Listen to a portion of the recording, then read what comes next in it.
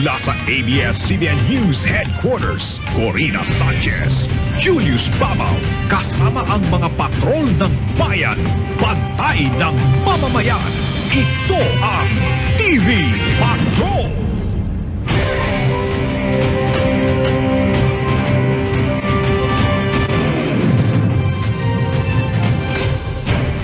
Magandang gabi, Pilipinas!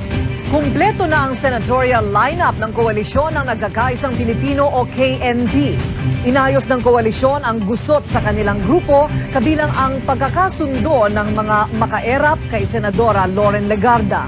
Tuluyan na ring isinara ng KNP ang pinto para sa alinmang planong pagbalik ni dating Senadora Miriam Defensor Santiago sa oposisyon. Alamin natin ang detalye mula kay Maricar Bautista, live mula sa Dasmariñas Village sa Makati. Maricar?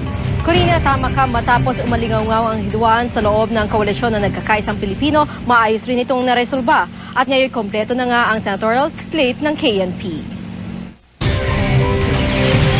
Susunod na mga balita, presyo ng produktong petrolyo tataas na naman. At presyo ng manok, baboy at baka hindi pa rin bumababa. Abangan sa pagbabalik na TV Patrol. Julius, kung meron man tayong bagulan lang ngayon, wala naman tayong bagyo. At ito inadama din ang mga taga-Bicol region sa Tagalog region, Visayas at Mindanao. Epekto lang ito ang tinatawag natin na Easterly Wave o tinatawag ding hangin silanganing kasama ng malakas na hihip ng hangyamihan. Nagbibigay sa atin ng ginaw, katulad ng pinakikita ng ating satellite video. Subalit, kung wala mang bagyo na malapit sa Pilipinas, merong namumong napakalakas na bagyo. Isang super